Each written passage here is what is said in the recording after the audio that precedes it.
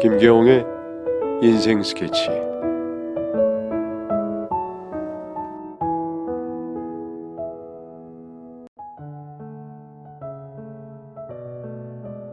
안녕하세요.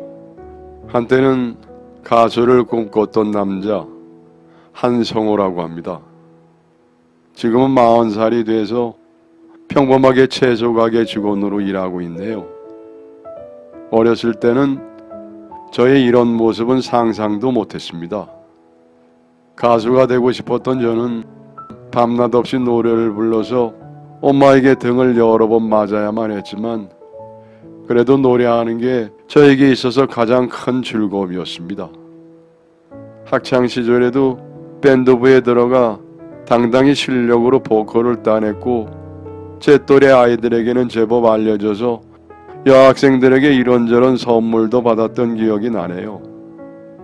그때는 음악이 제 인생의 전부라고 생각을 해서였는지 노래가 제 인생을 바꿔줄 것이라고 기대를 해서였는지 가수가 되고 싶었던 저는 공부는 늘 뒷전이어서 성적은 항상 하위권을 맴돌았고 어차피 난 공부 머리는 없으니 가수밖에 없다는 생각에 기획사의 오디션만 미친 듯이 보러 다녔죠. 그 시절에는 그래도 저도 한 인물 한다고 생각을 했었거든요. 고백도 많이 받아봤고 팬이라고 하는 후배들도 있었으니까요. 주변 친구들 모두 저에게 기획사만 들어가면은 다 잘 될 것이라고 호언장담을 했습니다. 물론 저희 부모님은 아니셨지만요. 가수하는 거 다 좋다 이거야. 그런데 학생의 본보는 다 하고 그러고 해야 할 것 아니냐. 엄마, 요즘은 빨리 시작하는 게 좋은 거예요. 공부만 하고 있으면 뭐예요? 내 길은 가수인데. 이런 식의 꾸중이 끊이지 않았고 급기야 용돈까지 끊어버리셨지만 전 계속 오디션을 보고 다녔습니다. 저는 할 수 있으리라는 확신이 있었거든요. 그렇게 셀 수 없을 정도의 오디션을 보고 난 뒤에 결국 20살의 작은 기획사에 들어가게 되었습니다. 그땐 정말 세상을 다 가진 것 같더군요. 늘 저를 윽박지르던 부모님도 합격을 했다고 하니 더 이상 저를 말리지는 않으셨습니다. 이제 데뷔는 시간 문제라고 생각을 했죠. 그런데 기획사에 들어와서 다른 연습생들과 지내보니 제 현실이 보이더군요. 전 그동안 우물 안의 개구리일 뿐이었죠.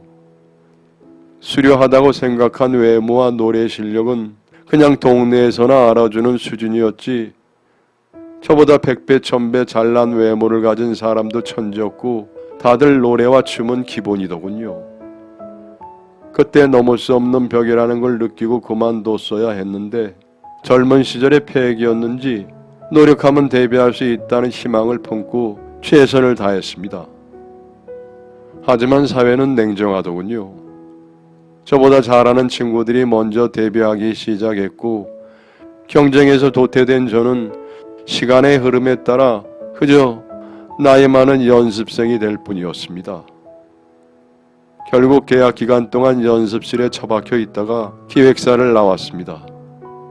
그냥 6년을 버린 거죠. 26살까지 그 누구보다 열심히 했지만 그 밖으로 나와보니 전 아무것도 만들어둔 게 없더군요. 솔직히 앞으로 무엇을 하면서 살지 막막했습니다. 집으로 돌아가려고 해도 실망하실 부모님 눈치가 보였고 호기롭게 데뷔할 거라고 떠들고 다녔던 모든 사람들 앞에 부끄러워 집에만 있었네요. 그렇게 운동 생활을 한 지 6개월, 몇 년 동안 같이 연습생 생활을 해온 친구한테 연락이 왔습니다. 성호야, 너 요즘 뭐해? 그냥 있지 뭐. 슬슬 아르바이트라도 해보려고. 그래? 야 그럼 너 내가 아는 형이 취미반 보컬 트레이너 구한다는데 너 해볼래? 정말? 너 그동안 월말 평가 성적도 좋았잖아. 내가 형한테 강력 추천할게. 그래? 그래 고맙다. 내가 밥 한번 쏠게. 연습실에서 동고동락해온 친구의 추천으로 실용음악학원에 일을 하게 됐고 주로 취미반 학생들을 가르쳤습니다. 원했던 것과는 다른 길이긴 하지만 그래도 음악으로 먹고 살 수 있다는 것에 만족을 하며 지냈죠. 하지만 세상 일은 생각처럼 쉽지 않더군요. 앨범을 낸 적도 없고 음악을 전공했다는 졸업장도 없다 보니 제가 맡은 반의 학생 수는 점점 줄어들더군요. 그러다 보니 성과제로 돈을 받고 있던 제 월급은 점점 줄어들었고 결국 강사일만으로 먹고 살기가 어려워졌습니다.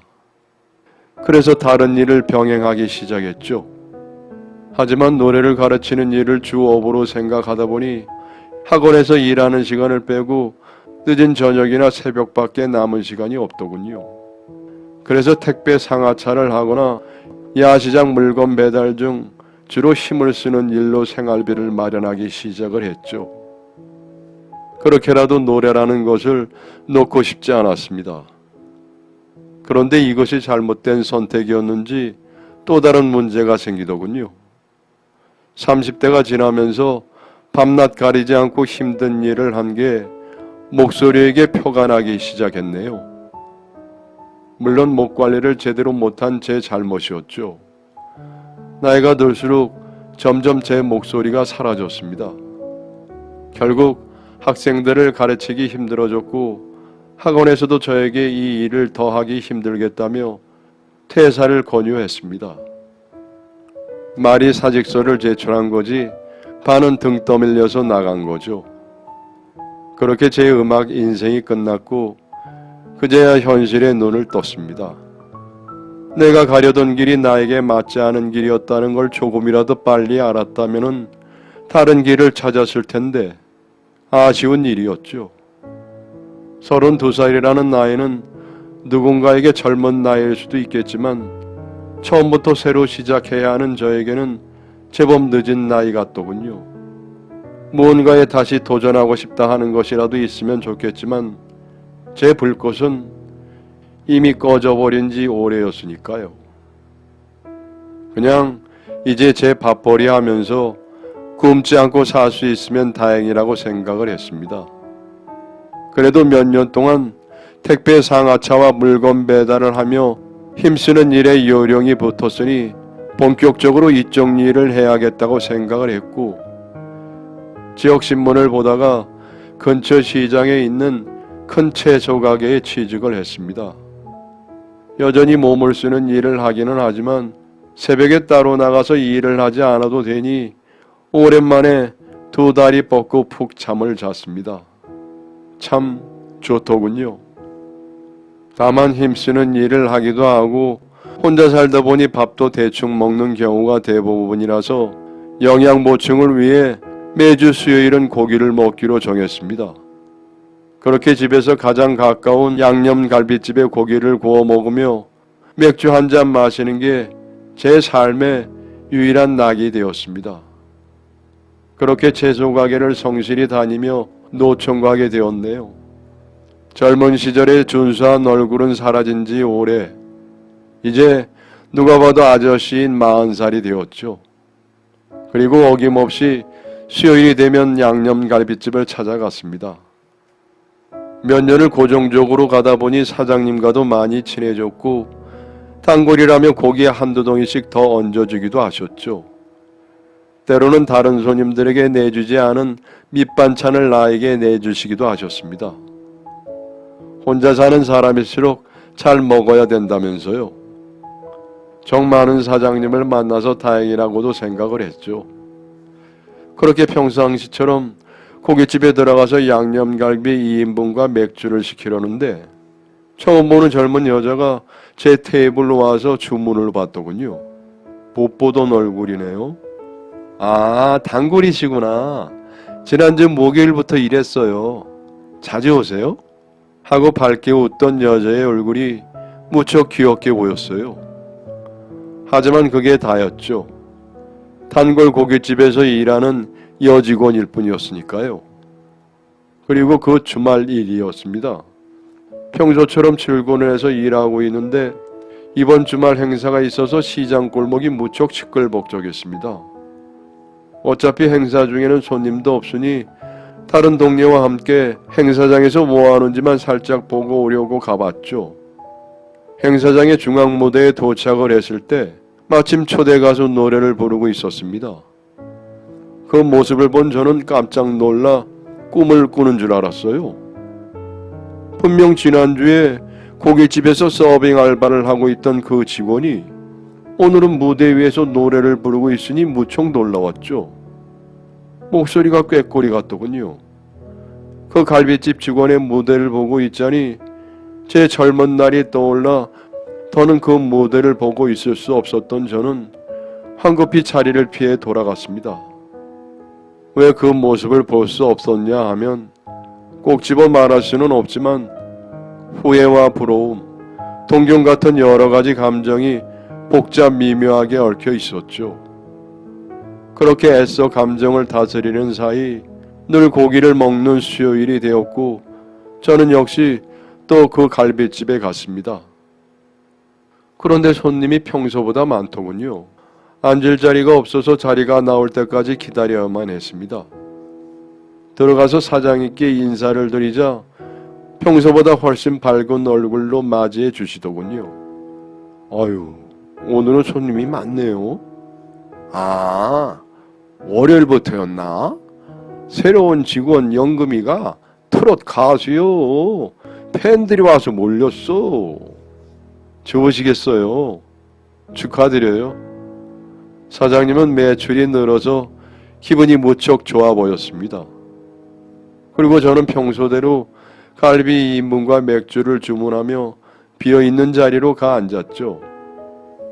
고기가 나오길 기다리는데 이번에는 사장님이 아니라 영금씨가 서빙을 오더군요. 어머, 지난번에 오신 그분이시군요. 또 오셨네요. 영금씨는 반찬을 놔주다가 내 얼굴을 알아봤는지 밝은 얼굴로 환영해 주었습니다. 아, 네. 매주 한 번씩 고기를 먹어줘야 해서요. 아, 맞아요. 기력 보충에는 고기가 좋으니까요. 맛있게 많이 드세요. 라고 말하며 고기를 올려주더군요. 엊그제 시장 축제에서 봤어요. 정말 대단하시던데요. 무대에 대해서 칭찬을 하자 영금씨는 무척 쑥스러워했습니다. 아직 무명이에요. 열심히 하고 있는데 아직 미숙해요. 아니에요. 가창력도 좋고 무대 매너도 좋던데요. 감사합니다. 뭐 더 드릴까요? 괜찮습니다. 필요하면 또 시킬게요. 짧은 대화를 끝마치고 영금씨는 다시 자기 할 일을 하기 위해 갔습니다. 그리고 평소처럼 고기를 구워 먹으며 맥주를 마시는데 오늘따라 벽에 걸린 텔레비전이 아닌 영금씨에게 더 시선이 쏠리더라고요.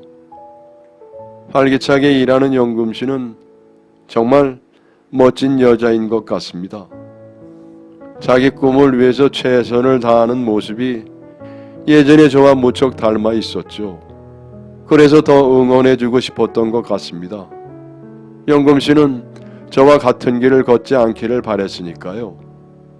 그렇게 마음으로 응원을 하며 고기를 먹고 돌아갔습니다. 그리고 일주일이 지나 다시 수요일이 되었죠. 무엇보다 조금 들뜬 마음으로 고깃집에 간 것 같네요. 지난주보다 자리가 많이 남아 아무데나 앉는데 이번에는 영금씨가 아니라 사장님이 오시더라고요. 영금이 갔다 왔디야. 사장님은 주문은 받지 않고 뜬금없는 말로 저를 혼란스럽게 만들었죠. 무슨 말씀이세요? 아, 영금이 지금은 싱글이라고. 그런데요? 뭘 날 속이려고 해. 지난주에 계속 영금이만 보고 있더만. 오늘도 갈비 2인분에 맥주지? 네? 네. 티가 많이 났어요?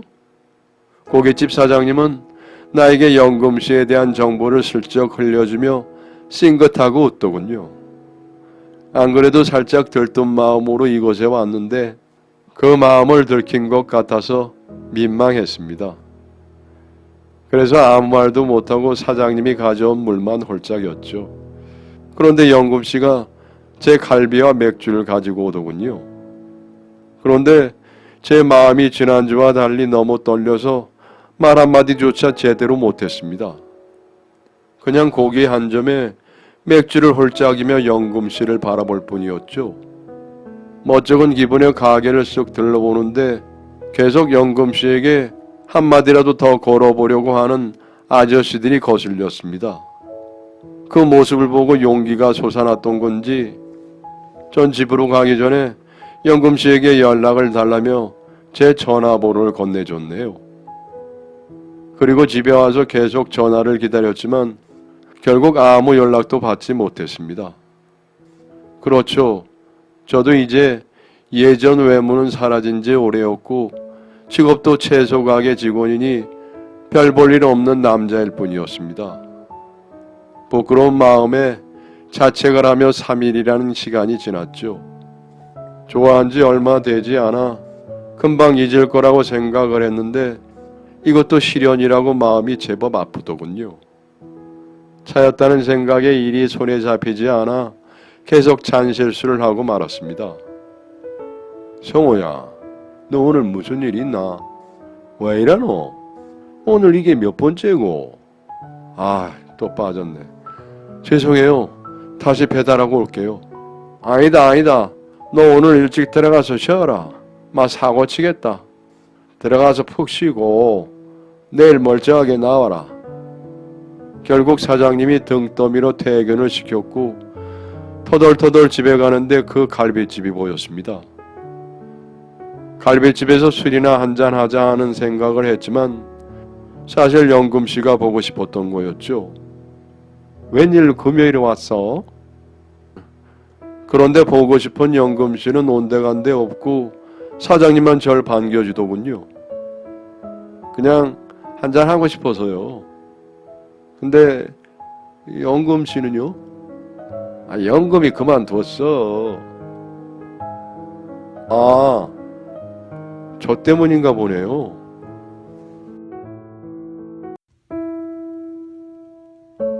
여러분의 사연을 기다리고 있습니다.